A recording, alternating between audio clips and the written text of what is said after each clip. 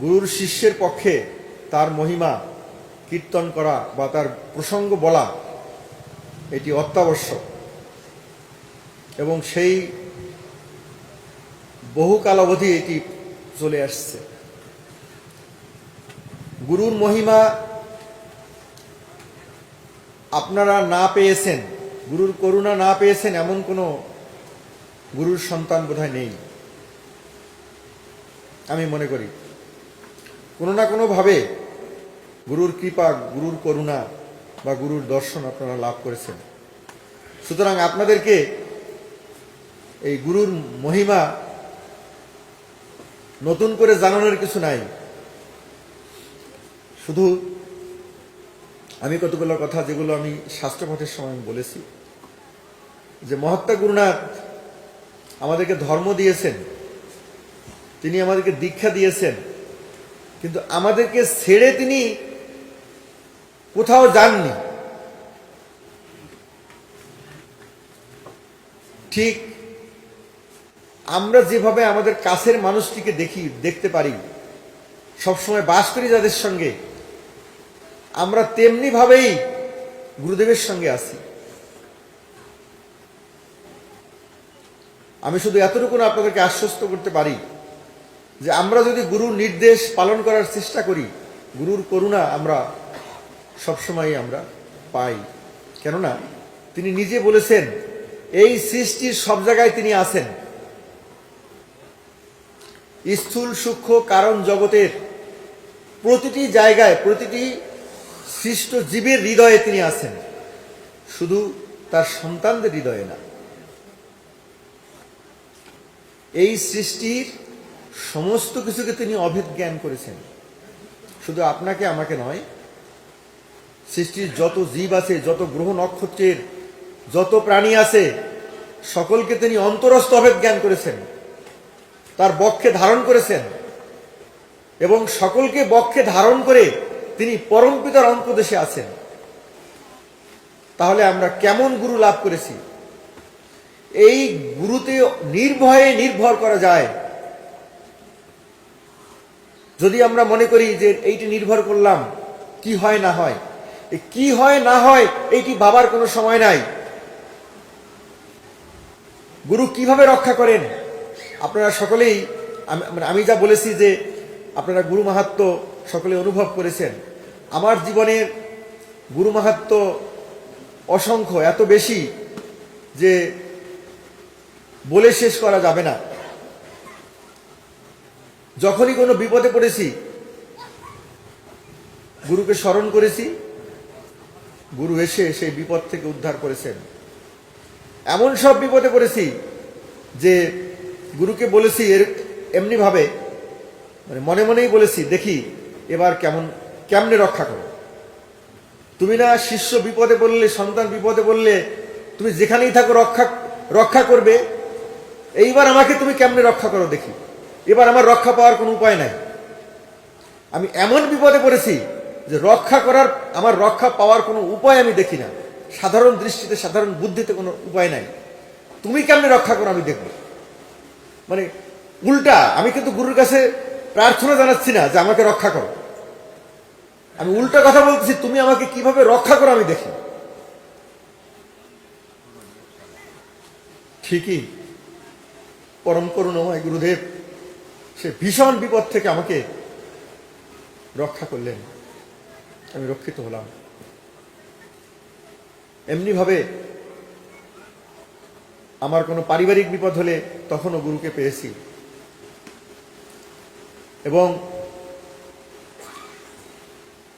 একটা ঘটনা শুধু আমার সবসময় মনে থাকে, সারা জীবন ধরে এটি মনে থাকবে, যে আমি ঢাকাতে চাকরি করি, ঢাকাতে ছিলাম, আমার মা বাড়িতে, আমার গ্রামের বাড়িতে ছিলেন।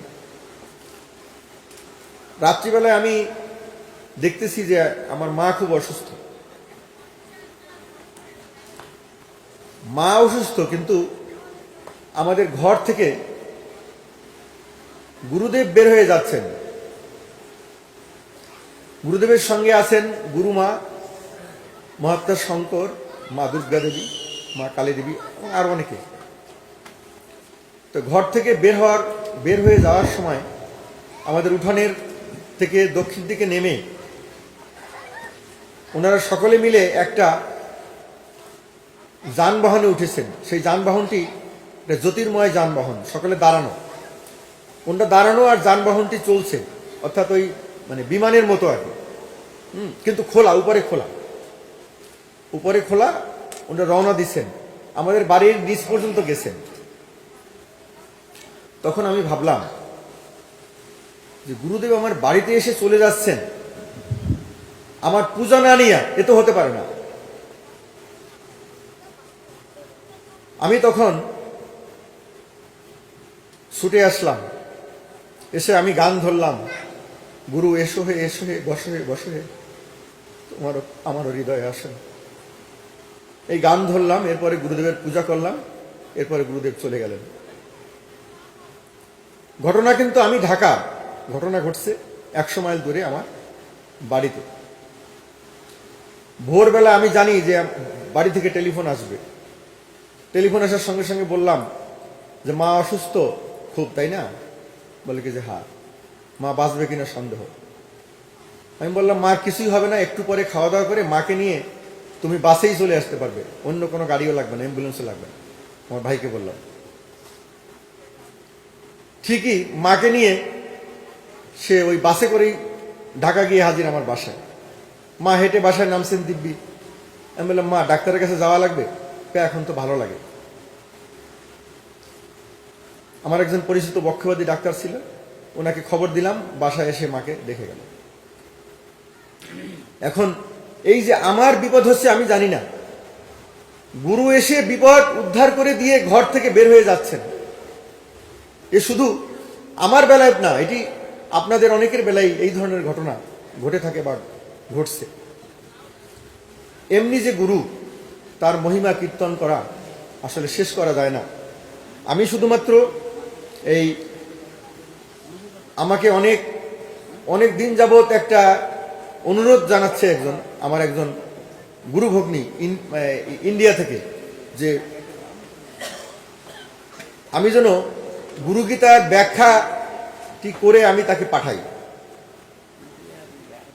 তাই আমি বলেছি যে আমি এমনিতে বাড়িতে বসে, বাসায় বসে আমি গুরুগীতার ব্যাখ্যা আমি করতে পারবো না, ওই ব্যাখ্যা হয়তো উপযুক্ত হবে না। আমি কোনো একটা পরিবেশে যাব, আমি কোনো একটা উৎসবে আমি এই গুরুগীতার ব্যাখ্যা করার চেষ্টা করব। ওইটি যদি রেকর্ড করা যায়, ধারণ করা যায়, তাহলে আমি তোমাকে পাঠাবো, তা না হলে ওইটি আমার মতো হয়ে যাবে।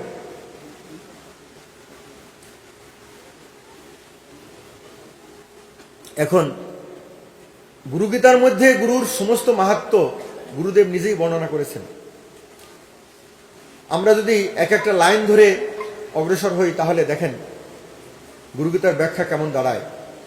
গুরুদেব প্রথমে বললেন যে প্রযত্ন পাশ ও স্থির চিত্ত দণ্ডেন অশেষ শাস্ত্রাম বুধি মন্থনেন জ্ঞানামৃতং এন পরং প্রদত্ত্বাং তস্मै নমস্তু ভিয়ামসিন্ত শক্তে। প্রথমে তিনি কি বললেন যে অশেষ শাসন রূপ মথিয়া সাগরে। এই অশেষ শাসন রূপ কি? এই অশেষ শাসন রূপ সাগর কি? এইটি কিন্তু দুইভাবে ব্যাখ্যা করা যায়। একটি হলো যে পরমপিতা অশেষ, তিনি তাকে জেনেছেন। কিভাবে জেনেছেন? তিনি স্থির চিত্তে অর্থাৎ একাগ্রতা, ভক্তি প্রভৃতি গুণ সহযোগে তিনি পরমপিতাকে জেনেছেন। সেই পরমপিতাকে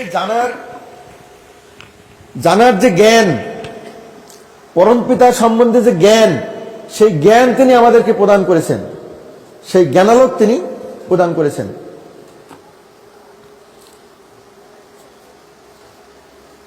দেখেন এই শ্লোকের সঙ্গে প্রাচীনকালে ওই মন্ত্র কার আবিষ্কার আমরা ঠিক ওইভাবে জানি না, বুঝি না, যে অজ্ঞান তিমিরান্ধস্য জ্ঞানাঞ্জন শলাকায়া চক্ষুরিন্মিলিতং এন তস্मै শ্রী গুরুবে নমঃ। এই যে গুরুদেব যে অজ্ঞান তিমিরান্ধস্য অবস্থা থেকে তিনি জ্ঞান দান করলেন, আর গুরুদেবের গুরুগীতার প্রথম শ্লোক, সেখানে কি বলা হলো যে অশেষ শাসনরূপ মথিয়া সাগরে পরম পদার্থ জ্ঞান সুধা দানকারী অচিন্ত শকতি তুমি প্রণমী তোমারে। ব্রহ্ম সম্পর্কীয় জ্ঞান গুরুদেব আমাদেরকে প্রদান করেছেন। এর পরের শ্লোকে কি আছে? সর্বাণী শাস্ত্রাণী মত প্রভেদান, সমুদায় শাস্ত্র আর মতভেদ যত, বিপরীত ভাবময় ধর্ম চয়বার করিলা আপন গুণে সব একীকৃত। দেখেন, বিপরীত শাস্ত্র যুগ্ম শাস্ত্রের তিনি একীভবন করেছেন। অর্থাৎ বিপরীত যত মতবাদ আছে এই পৃথিবীতে, যত ধর্ম আছে, যত মত আছে, যত শাস্ত্র আছে, যেমন আমরা বিপরীত শাস্ত্র কি ধরতে পারি? লজিকের সঙ্গে সাহিত্যের সঙ্গে ম্যাথমেটিক্সের একটা বৈপরীত্য আছে, এমনি ভাবে অনেক বিপরীত শাস্ত্র আছে। এই প্রত্যেকটা বিপরীত শাস্ত্রে গুরুদেব কিন্তু পারদর্শিতা তিনি অর্জন করেছেন। আবার আমরা অন্যভাবে বলতে পারি যে বিপরীত গুণসমূহ আছে, ভক্তি প্রেম, জ্ঞান প্রেম, তারপরে দয়া ন্যায়পরতা ইত্যাদি যে সকল বিপরীত গুণ আছে, সেই সমস্ত গুণে গুরুদেব একত্ব লাভ করেছেন। সমুদায় শাস্ত্র আর মতভেদ যত, বিপরীত ভাবময় সমস্ত বিপরীত ভাব, এই সৃষ্টির যত বিপরীত ভাব আছে সমস্ত বিপরীত ভাবকে তিনি একীভবন করেছেন। ধর্ম চয়বার এবং সমস্ত বিপরীত ধর্ম তিনি এক করেছেন। করিলা আপন গুণে সব একীকৃত অচিন্ত শকতি তুমি প্রণমী আবার। দেখেন কি বললেন গুরুদেব? অচিন্ত শকতি, তাকে চিন্তা করা, তিনি চিন্তার অতীত, গুরু চিন্তার অতীত। এই কথা কে বলেছেন? গুরু নিজেই বলেছেন। তাহলে তার স্বরূপ তার চেয়ে কি ভালো আর জানেন?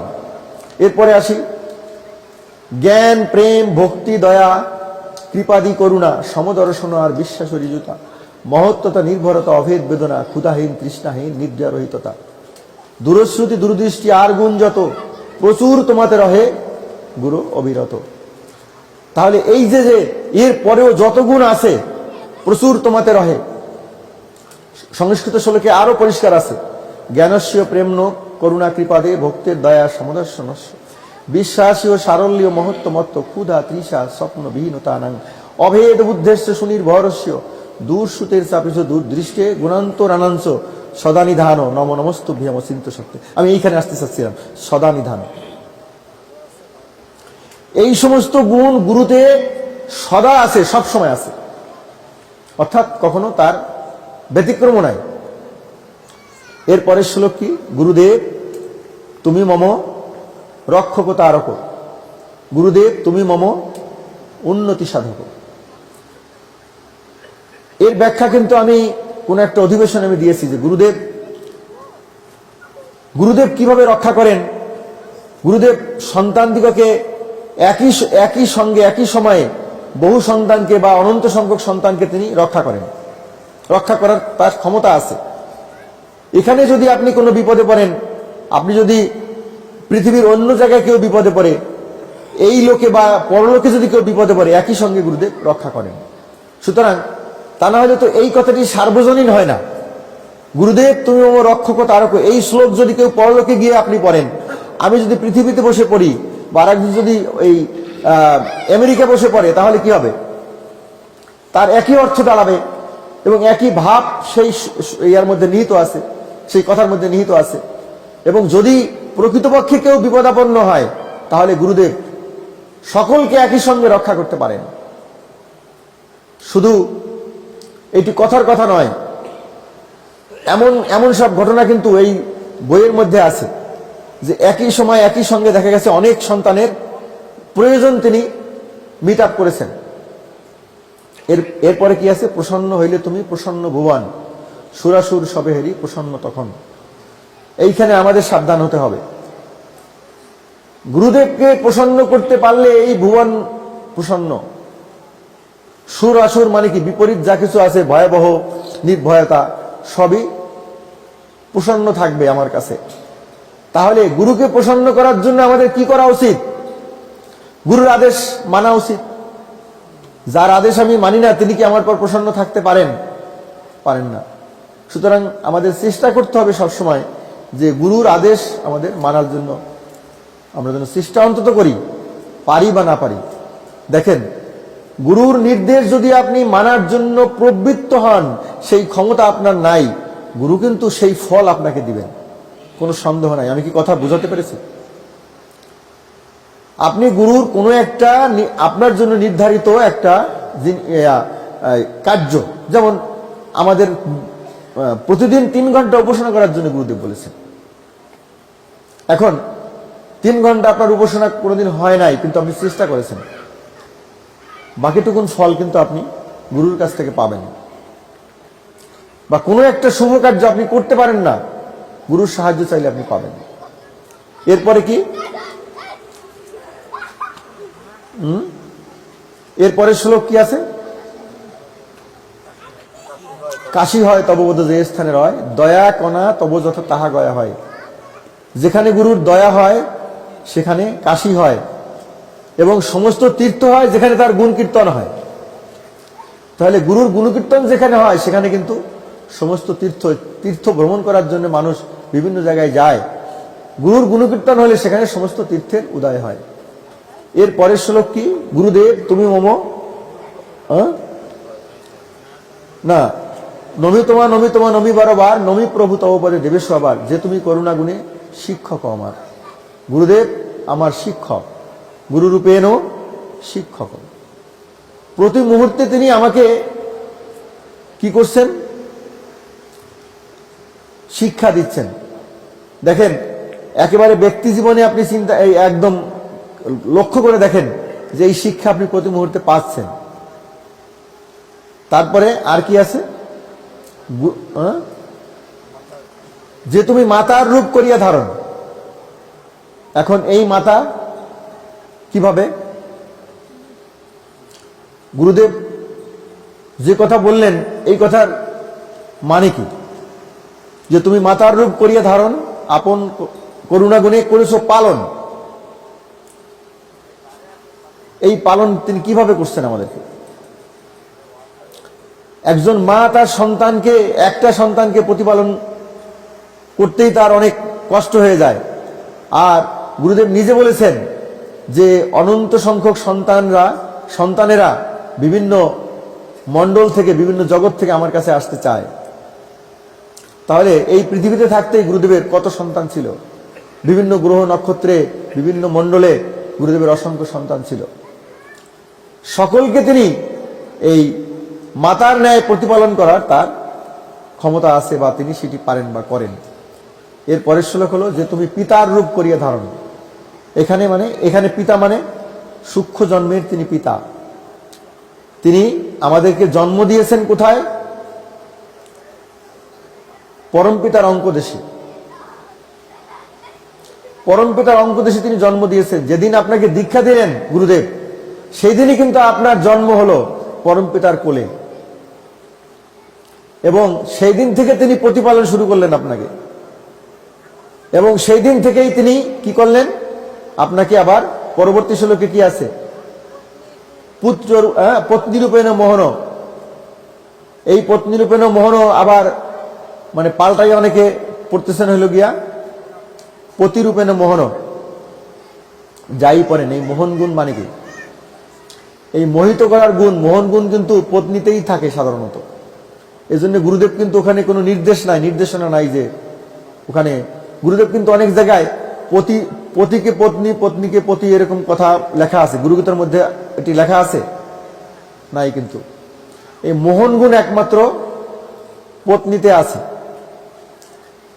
ঠিক ওই মোহন গুণ গুরুতে আছে। গুরু আমাকে মোহিত করে রাখতে পারেন। এই সৃষ্টির সমস্ত ভোগ বিলাস থেকে, সমস্ত কিছু থেকে প্রকৃষ্ট করে গুরু আমাকে মোহিত করে রাখতে পারেন তার দিকে। এই হলো মোহন গুণ।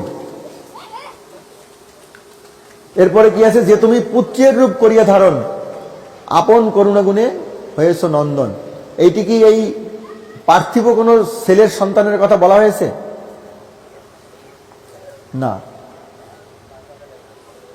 গুরুদেব নিত্যক্ষণ আমাদেরকে আনন্দ দিচ্ছেন, বা আনন্দ দানের তার ক্ষমতা আছে। পুত্র রূপেণ নন্দন, যেমন নাকি পুত্র আমাদেরকে আনন্দ দেয় তেমনি ভাবে পুত্র যা আছে আমার ঘরে তারা তো আনন্দ দেয়ই আমাকে, কিন্তু গুরু আমাদেরকে পুত্র যেমন আনন্দ দেয় একজনকে, ঠিক তেমনি ভাবে তিনি আমাদেরকে আনন্দ দিচ্ছেন। কন্যা যেভাবে শান্তি দেয়, গুরু আমাদেরকে কন্যা রূপেণ শান্তি দ, অর্থাৎ গুরু আমাদেরকে নিত্যক্ষণ শান্তি দিচ্ছেন। এরপরে বন্ধু রূপেণ সৌখ্যদ, গুরুদেব আমাদেরকে সুখ দিচ্ছেন। তাহলে সুখ, শান্তি, আনন্দ যা কিছু আছে সব গুরুর মধ্যে আছে। সুখ, শান্তি, আনন্দ বিধাতা কিন্তু গুরু। এই গুরুকে আশ্রয় করলে কিন্তু সবই পাওয়া সম্ভব, লাভ করা সম্ভব। এর পরের শ্লোকটা খুবই কঠিন, 2টি শ্লোক। তারপরে বলতে হবে যে তুমি করুণা করি অভেদ ভুবনী, ভেদ ভাব দান করো নিজ দয়াগুণী। এই ভুবনটি কিন্তু অভেদ। কিভাবে অভেদ? স্রষ্টার সৃষ্টি সকল আত্মা, জীবাত্মা। তাহলে সেই দিক থেকে আমরা পরস্পরের সঙ্গে কিন্তু অভেদ, তাই না? আমরা অভেদ না, অর্থাৎ আপনিও আত্মা, আমিও আত্মা, আমাদের পিতা এক, তাহলে আমরা অভেদ। আচ্ছা, এই অভেদ যদি আমরা হয়ে থাকি, কিন্তু এই শ্লোকে কি বলা হলো? এই অভেদ ভুবনে তিনি ভেদ ভাব দান করেন। বিপরীত হয়ে গেল না? বিপরীত হলো কিনা? যে তুমি অভেদ ভুবনে তিনি ভেদ ভাব আমাদেরকে দান করছেন, এর অর্থ কি?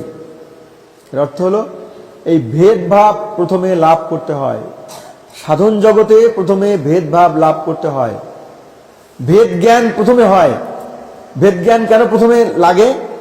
যে সকলকে যদি আমি অভেদ ভাবি, তাহলে যে আমার সবচেয়ে প্রধান ভক্তিভাজন, তাদের সঙ্গে আমি আর একজনের সঙ্গে আমি গুলিয়ে ফেলতে পারি। কার প্রতি আমার প্রথমে ভক্তি করতে হবে? আমার গুরুর প্রতি প্রথমে ভক্তি করতে হবে, আমার মাতার প্রতি, পিতার প্রতি প্রথম ভক্তি করতে হবে। এই যে ভেদ জ্ঞান, এই ভেদ জ্ঞান কিন্তু গুরু প্রদান করে থাকেন। এখন আমরা যদি মনে করি যে এইটা তো আমরা জানি, পুস্তকে লেখা আছে আমরা জানি, কিন্তু বিষয়টা হলো জ্ঞান লাভ করা আর আপনার বই পড়ে জানা কিন্তু ভিন্ন জিনিস। একটু কিন্তু ভিতরে ঢুকতে হবে। আমি যা বলতে চাচ্ছি সেটি কিন্তু একটু ভিতরে ঢুকতে হবে, নাহলে কিন্তু বোঝাটা বা আমার বোঝানোটা একটু কষ্ট হয়ে যাবে। কোন বিষয়ে আমরা চিন্তা মাত্র জ্ঞান লাভ করতে পারি না। হ্যাঁ, আমি তো এটা বুঝি যে গুরুদেব এই ভেদ জ্ঞান আমাকে তিনি দিবেন বা দিচ্ছেন, বা তিনি একমাত্র প্রদান করতে পারেন, কিন্তু এই জ্ঞান আমার অর্জন না হলে, লাভ না হলে কি আমি বুঝতে পারি ওই জ্ঞানটা কি? প্রথমে বুঝলাম হ্যাঁ গুরু এটা দিতে পারেন, কিন্তু ওই জ্ঞানটা আমার যদি লাভ হয় একমাত্র, তাহলে বুঝতে পারি আমি। ভেদ জ্ঞান যদি লাভ হয়, ভেদ জ্ঞান লাভ করার জন্য কিন্তু সাধনা আছে। গুরুকে প্রথমে শ্রেষ্ঠ ভাবতে হবে এবং গুরুকে পূজা করতে হবে। গুরুর পূজনের দ্বারা এই জ্ঞান প্রথমে লাভ হবে, এরপরে অভেদ জ্ঞান লাভ হবে। পরের শ্লোক, প্রথমে ভেদ জ্ঞান লাভ হবে, এর পরের শ্লোকে দেখেন অভেদ জ্ঞান লাভ হবে। কি আছে? যে তুমি অভেদ ভাব করো বিতরণ, ভেদ ভাবময় এই ভুবন। এখন আমাকে তুমি প্রথম ভেদ ভাব দিয়েছ, ওই ভেদ ভাব তুমি আমাকে প্রদান করেছ, এখন তুমি আমাকে আবার অভেদ ভাব দিচ্ছ, এইটি আরো উন্নত অবস্থা। তাহলে এই উভয়বিধ ভাব কিন্তু গুরুর প্রদত্ত। গুরুর করুণা না হলে ভেদ ভাবও লাভ করা যায় না এবং অভেদ ভাবও লাভ করা যায় না। এটি কেবলমাত্র এই যে লিটারেচার দিয়ে বা কথা বলে কিন্তু এটি হবে না। ওই জ্ঞানটা, ওই তত্ত্বজ্ঞান আপনাকে অর্জন করতে হবে। তখন কি হবে? আপনার দৃষ্টিভঙ্গিটাই জগতের প্রতি ওরকম হবে। আমরা যেভাবে মানুষকে দেখি, আমার আশেপাশের মানুষগুলোকে যেভাবে দেখি, আমার সংসারের মানুষকে যেভাবে দেখি, আমরা দেখি কি মায়াময় অবস্থা। আমার পুত্র, আমার কন্যা, আমার স্ত্রী, আমার ভাই, আমার বোন, আসলে এরা কি আমার? হ্যাঁ আমার, ঠিক আছে, আমি ধরে নিচ্ছি আমার, কিন্তু এরা কারা? সেই জ্ঞান কি আমার আছে? আমার হয়েছে? হয়নি। এরা কিন্তু পরমেশ্বরের অংশ। আমার কাছে রাখা হয়েছে এদের, আমার উন্নতির জন্য বা এদের কোনো কার্যের জন্য। এখন এই জ্ঞান যদি লাভ করতে হয়, আমাকে অনেক সাধনা করে লাভ করতে হয়। গুরুদেব কিন্তু এই জ্ঞান প্রদান করতে পারেন। আমার কথা কিন্তু সেইখানে, এই জ্ঞান লাভ করা সাধকের যুগ যুগ জন্ম জন্মান্তর কোটি কোটি জন্ম কেটে যেতে পারে, কিন্তু গুরু এই জ্ঞান আপনাকে দিতে পারেন, নিমেষে দিতে পারেন। এই পৃথিবীতে বসেই গুরুদেব এই জ্ঞান আপনাকে দিতে পারেন, এই অভেদ ভাব দিতে পারেন যে স্রষ্টার অংশ সবাই এবং সবাই তার সঙ্গে সংযুক্ত, এই যে অভেদ ভাব, এবং আমরা পরস্পরের সঙ্গে সংযুক্ত, এটি হলো অভেদ জ্ঞান। এরপরে শ্লোকটা আর একটু কঠিন।